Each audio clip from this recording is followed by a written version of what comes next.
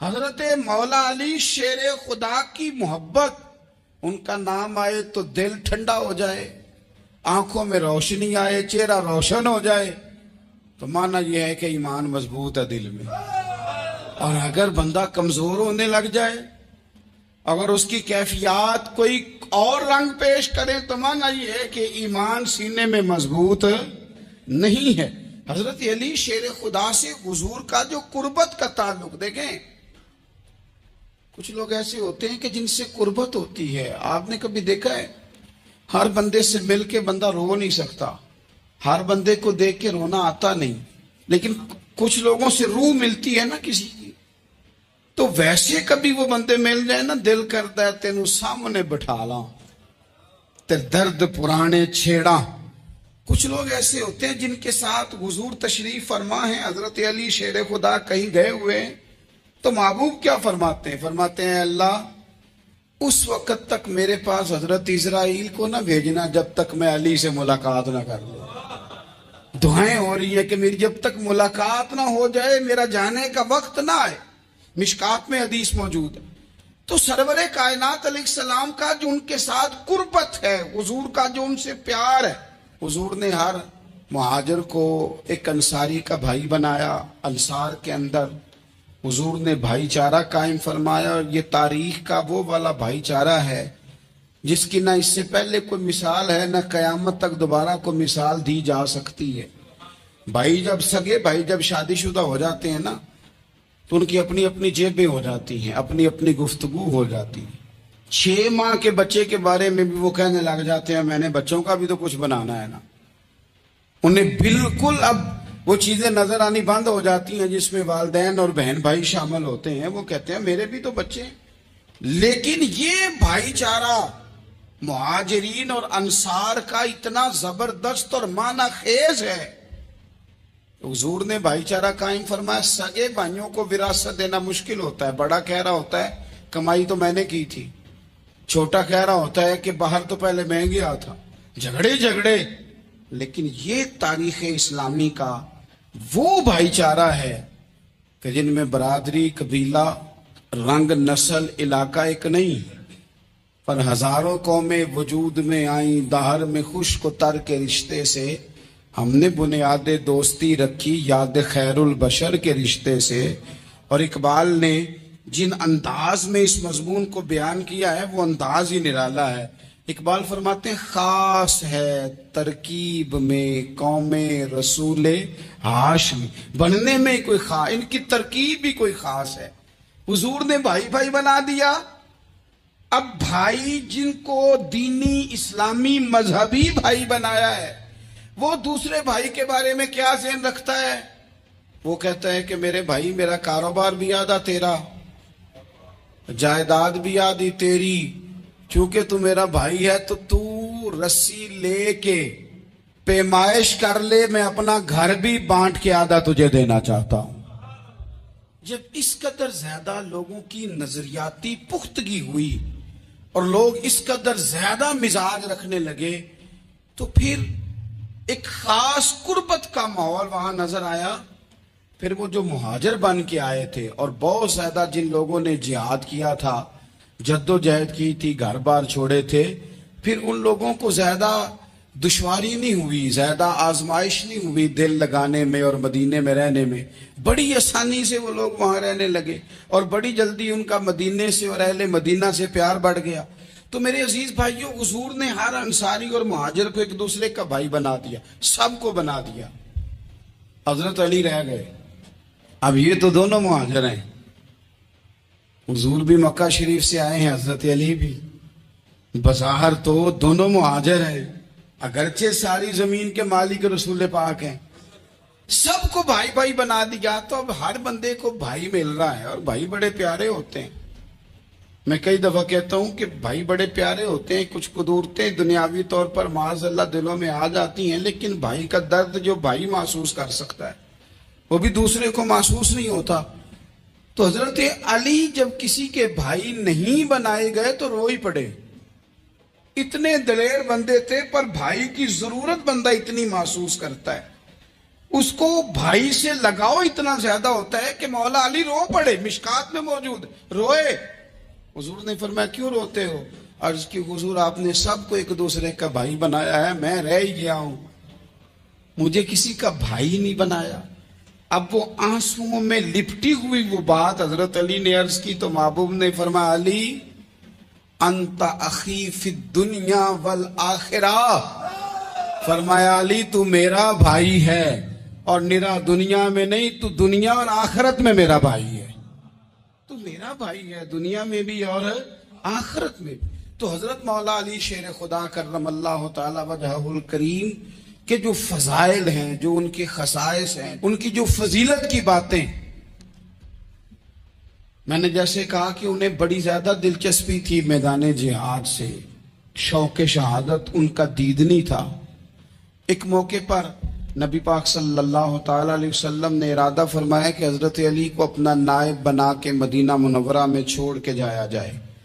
محبوب کریم علیہ السلام جب بھی تشریف لے جاتے تھے تو کسی ایک کو نائب بنا کر مدینہ منورہ میں چھوڑ جاتے۔ حضرت عبداللہ ابن مختوم رضی اللہ تعالیٰ عنہ کو بھی ایک دفعہ حضور چھوڑ کے گئے، تو ایک جنگ کے موقع پر محبوب نے حضرت علی شیر خدا سے کہا کہ آپ کو میں اپنا نائب بنا کے یہاں چھوڑ کے جاتا ہوں۔ یہاں لوگ جان چھڑاتے ہیں، کام کا جب وقت آتا ہے، میدان میں نکلنے کا وقت آتا ہے تو جان چھڑاتے ہیں، اور وہ کہتے ہیں کہ باقی سارے کام لے لو، جب وقت مشکل آئے تو پھر ہمیں کام نہ بتاؤ۔ اب مشکل وقت ہے، جہاد میں جانا ہے۔ حضرت مولا علی شیر خدا کرم اللہ تعالی وجہہ الکریم کو حضور نے فرمایا کہ اس دفعہ میرا ارادہ بنا ہے کہ تمہیں چھوڑ کے جاؤں۔ تو حضرت علی کو چھوڑ کے جایا جا رہا ہے، ان کو مدینے میں رہنا ہے، میدان میں نہیں جانا۔ عام آدمی کتنا پسند کرتا ہے کہ میں آرام سے رہوں گا، لیکن حضرت علی کو اتنا شوق تھا میدان جہاد کا، اتنی تڑپ تھی ان کے دل کے اندر کہ عرض کرنے لگے یا رسول اللہ صلی اللہ تعالی علیہ وسلم، رو پڑے، کہنے لگے حضور ساری دنیا میدان میں جہاد کرے گی اور میں یہاں عورتوں اور بچوں کے پاس رہوں گا، میں یہاں عورتوں اور بچوں کے بیچ وقت گزاروں، حضور مجھے لے کے جائیں۔ تو وہاں بھی حضور نے محبت کی بات سمجھائی، فرمایا علی جب حضرت موسیٰ کوہ طور پہ گئے تھے تو اپنے بھائی جناب ہارون کو چھوڑ گئے تھے، تو تم بھی تو میرے لیے اسی طرح ہونا جس طرح موسیٰ کے لیے ہارون تھے، لیکن فرمایا یہ یاد رکھنا میرے بعد نبی کوئی نہیں، حضرت موسیٰ بھی نبی ہیں اور جناب ہارون بھی نبی ہیں علیہ السلام، لیکن وہ انہیں چھوڑ کے گئے تھے، میں تمہیں چھوڑ کے جا رہا ہوں۔ کہ ایک بات اپنے ذہن کے اندر بٹھانا کہ میرے بعد کوئی نبی نہیں آئے گا۔ تو عزیز بھائی، حضرت مولا علی شیر خدا کا جذبہ جہاد، اچھا پھر میں نے دیکھا ہے جس زمانے میں میں اور آپ رہ رہے ہیں، اس زمانے میں لوگ کمزور ہوتے جا رہے ہیں نفسیاتی طور پر، ڈری ڈری سی باتیں لوگ کرتے ہیں، سہمے سہمے سے جملے بولتے ہیں، اور یہ ہر بندے کا اپنا الگ ڈر ہے۔ دانشوروں نے لکھا ہے کہ غریب آدمی کا ڈر تھوڑا ہوتا ہے، اور جو اونچے عہدے پہ چلا جائے اس کا ڈر، یعنی زیادہ ہاتھ اپوزیشن کے نہیں بندے ہوتے، حکومت کے بندے ہوئے ہوتے ہیں۔ لوگوں کو ساتھ لے کے اپوزیشن نے نہیں چلنا ہوتا، حکومت نے چلنا ہوتا ہے۔ تو حکومت میں جب لوگ ہوتے ہیں تو ان کے اندر کمزوری آ جاتی ہے، جب آپ بڑے عہدے پہ چلے جاتے ہیں تو آپ کی مجبوریاں بھی بڑی ہو جاتی، ہر آدمی کہیں نہ کہیں کمزور پڑتا ہے۔ اور ہمارے ہاں تو لوگ ذرا بیمار ہو گئے تو گئے، اور آج کل جو سب سے بڑا مسئلہ ہے وہ یہ ہے کہ لوگ کیا کہیں گے، اور لوگوں نے بڑے بڑے لوگوں کو پاگل کر دیا ہے، بڑے بڑے لوگوں کو۔ ہمارے علماء نے ایک بات لکھی ہے کہ ایک دفعہ نا ایک استاد صاحب سبق پڑھانے کے لیے آئے تو طالب علموں نے ارادہ کیا کہ آج استاد جی کو بیمار کرنا ہے۔ یہ جو آپ کے مشیر ہوتے ہیں نا ارد گرد، ان کی پڑتال بھی بڑی ضروری ہوتی ہے کہ یہ خبر کون سی لے کے آ رہے ہیں اور یہ کس طرح سے گائیڈ کر رہے ہیں۔ ہمیں تنقید کرنے والا بندہ اچھا تو نہیں لگتا، لیکن تنقید کرنے والے جو ہوتے ہیں وہ ہمیں نکھارتے ہیں، وہ ہماری کمزوریاں جو ہمارے اپنے نہیں نکال سکتے وہ نکال کے ہمیں بتاتے ہیں کہ تم یہاں کمزوری کر رہے، اس کا نفع ہوتا ہے۔ طالب علموں نے ارادہ کیا ایک دفعہ، یہ ہم جو اتنی زیادہ توجہ کرتے ہیں نا لوگوں کی باتوں پہ، لوگ کیا کہیں گے. میں کئی دفعہ دوستوں سے عرض کرتا ہوں زیادہ وضاحتیں نہ دیا کریں، زیادہ وضاحتیں دینے سے بھی بندہ کمزور ہو جاتا ہے. ہر وقت کا انداز وضاحتوں کا اور ہر وقت دفاعی محاذ پہ نہیں کھڑے رہنا چاہیے. وہ ارادہ کر لیا لوگوں نے، طالب علموں نے، کہ استاد جی کو بیمار کرنا ہے، تو استاد صاحب چنگے بھلے، اچھے بھلے، صحت مند آئے، کلاس میں داخل ہوئے تو پہلا شاگرد کہتا ہے استاد جی خیر ہے، آنکھیں بڑی سرخ ہیں. چل دوڑ جا بیوقوف آدمی، بالکل ٹھیک ہوں، چل کلاس میں بیٹھ چل. تھوڑا سا آگے گئے تو دوسرا شاگرد، انہوں نے اب 10-15 نے ارادہ کیا ہوا تھا، دوسرا کہنے لگا خیریت ہے، بڑے کمزور کمزور لگ رہے ہیں. اس نے کہا میں بالکل ٹھیک ہوں، کمزور کا چل دوڑ جا اپنا کام کر. وہ تیسرے کے پاس گئے تو کہنے لگا استاد صاحب خیر ہے، آپ کے تو مجھے ہاتھ بھی کامتے دکھائی دے رہے ہیں. اس نے کہا اچھا واقعی. اب چوتھے نے بھی یہی بات کی، پانچویں نے یہی بات کی، تو آدھا گھنٹہ گزرا تو استاد جی کو سچ مچ بخار چڑھ گیا، تو چھٹی پہ چلے گئے. کیوں؟ باتوں پہ توجہ ہے نا. لوگوں کے سامنے ہم لوگوں کی باتوں کے مطابق اپنے معاملات کو ترتیب دیتے ہیں نا. کچھ لوگ سوشل میڈیا دیکھ کے نظریہ قائم کرتے ہیں، کچھ ہوا دیکھ کے نظریہ قائم کرتے ہیں. وہ قائد اعظم محمد علی جناح کی ایک بات نہیں بھولتی کہ انہوں نے کہا تھا، ہندو لیڈر جو تھا جس کو لوگ گاندھی کہتے تھے، اس سے کہا تھا تیری اور میری سیاست میں فرق ہے، تو لوگوں کا رجحان دیکھ کے فیصلہ کرتا ہے، اور میں، قائد اعظم کہنے لگے، میں فیصلہ کر کے لوگوں کا رجحان ادھر کر دیا کرتا ہوں. یہ کمال ہوتا ہے کسی شخص کا کہ اس کا اپنا نظریہ غالب آئے، بجائے اس کے کہ وہ دیکھے آج کل لوگ کیا کہہ رہے ہیں تو لہذا میں اس طرح کا ڈال جاؤں. لوگ تو ایک وقت کے لیے کچھ کہتے ہیں، پھر اگلے 4 گھنٹوں میں کچھ اور کہتے ہیں. حضرت مولا علی کے مزاج میں استقامت ہے.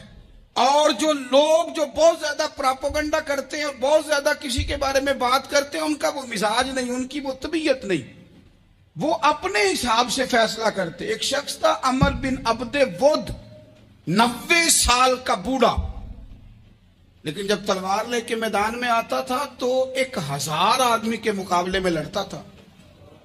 اور لوگ جگہ جگہ یہ کہتے تھے تو اس طرح ہے جس طرح عمر بن عبد ود لوگوں کو ڈراتا ہے، تو اس طرح ہو گیا. یہ اس کے ارد گرد کے لوگ اس کی مثالیں دیتے تھے. جنگ خندق جب ہو رہی تھی تو یہ مقابلے میں آ گیا، تو حضرت علی المرتضیٰ شیر خدا کرم اللہ تعالی وجہ الکریم بھی تشریف فرما تھے. اب پورے عرب کے اندر اس کے بارے میں یہ کہا جاتا تھا کہ اس سے نہ لڑو، وہ تو خونخوار ہے، وہ تو درندہ ہے، وہ تو جنگلی شیر کی طرح آتا ہے، وہ تو کاٹ کھانے کو دوڑتا ہے، اس سے کون لڑے. ایک خیال تھا. اور وہ پراپوگنڈا بعض اوقات اتنا زیادہ کسی کے بارے میں ہوتا ہے کہ میں بچے لوگ آتے ہیں نا بچہ دم کرانے کے لیے، تو کہتے ہیں پیر صاحب بڑا ضدی ہے، کسی کی بات نہیں مانتا، باقی بچے ٹھیک تھے، یہ تو بڑا ہی نالائق نکل آیا ہے. تو میں کہتا ہوں کہ آپ اس کے سامنے یہ والی باتیں نہ کریں، یہ پکا ہو جائے گا کہ میں ضدی ہوں. تو آپ ذہن بنا رہے ہیں اس کا کہ تو اس طرح کا ہے. ذہن بنا دیا لوگوں نے کہ عمر ابن عبد ود کے مقابلے میں کوئی نہیں آ سکتا. خندق میں یہ آیا، اس نے للکارا مسلمانوں کو، آؤ وہ تمہاری جنت کدھر ہے جس کے بارے میں تم کہتے ہو کہ ہم شہید ہوں گے، تو آؤ میرے مقابلے میں نکلو. جب اس نے پہلی دفعہ للکارا تو ابھی بات ختم نہیں ہوئی تھی کہ مولا علی تلوار لے کے اللہ اکبر کہتے کھڑے ہو گئے. حضور نے فرمایا بیٹھ جاؤ. حضرت علی پھر بیٹھ گئے. وہ پھر پکارا اٹھو کوئی میرے مقابلے میں، تو مولا علی شیر خدا پھر کھڑے ہو گئے، پھر کھڑے ہو گئے. تو حضور نے فرمایا بیٹھ جا. ایک شخص نے کہا علی یہ عمر بن عبد ود ہیں. فرمایا مجھے پتا ہے. نہیں سمجھے آپ بات، میں آپ کو سمجھا کے لایا ہوں پیچھے سے کہ پراپوگنڈا کرتے ہیں نا لوگ، ہو آگے نہ جانا، یا کرنٹ بڑا زیادہ ہے، وولٹیج بڑے سخت ہیں، تو آگے نہ بڑھنا. بھائی کیا ہو جائے گا، اٹھ باندھ کمر کیوں ڈرتا ہے، پھر دیکھ خدا کیا کرتا ہے. حضرت علی تیسری دفعہ اس نے کہا نا ہے کوئی، تو حضرت علی پھر اٹھے. اب تو رسول پاک صلی اللہ تعالی علیہ وسلم نے تھپکی دی. بعض جگہ یہ ہے کہ حضور نے خود تلوار تھمائی، سر پہ امامہ باندھا، اور حضور نے فتح یابی کی دعا فرمائی. حضرت علی گھوڑے پہ بیٹھے نکلے، اور جب اس کے سامنے گئے تو جا کے کہنے لگا میرا پتہ ہے حضرت علی فرمانے لگے تو اپنا چھوڑ، میرا پتہ ہے تجھے، مجھے تو جانتا ہے۔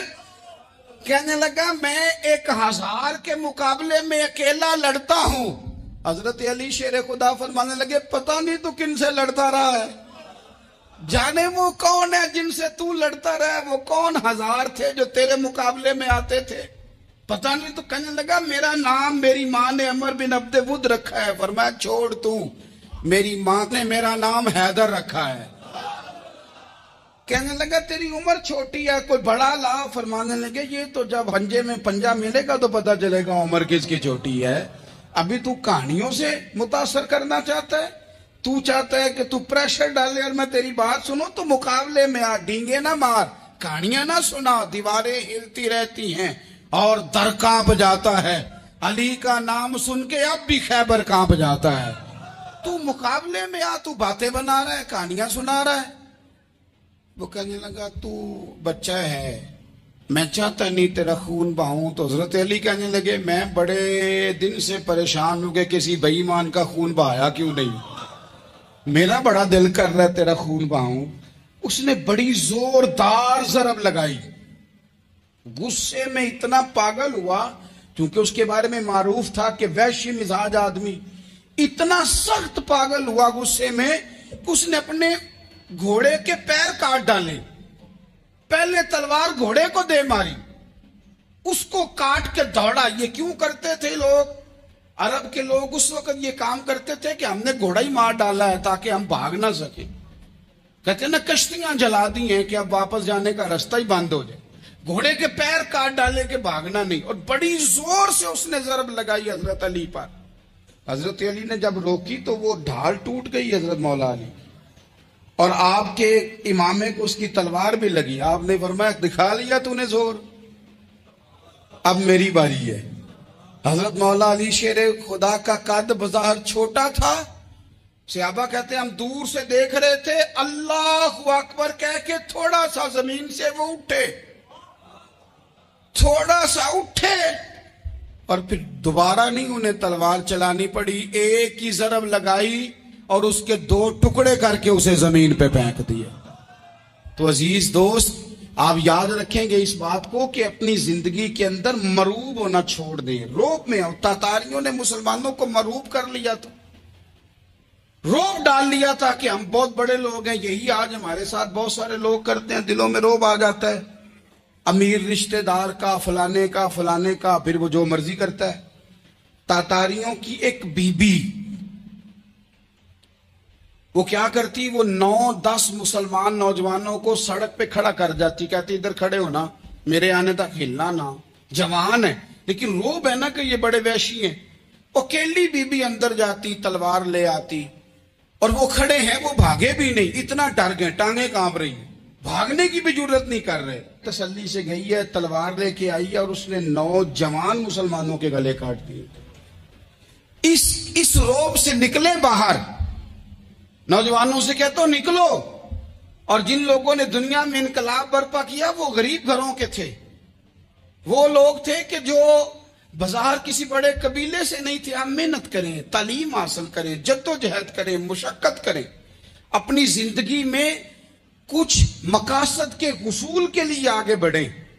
اور اگر آپ کہیں کہ دائیں بائیں میرے فلاں آدمی مجھے یہ مشورہ دے رہا ہے، تو کچھ لوگ دنیا میں باتیں کرنے آئے ہیں، انہوں نے باتیں کرنی ہیں اور بڑا فائدہ ہوتا ہے، ان کو باتیں کر لینے دیں، ان کو کرتے رہنے دیں۔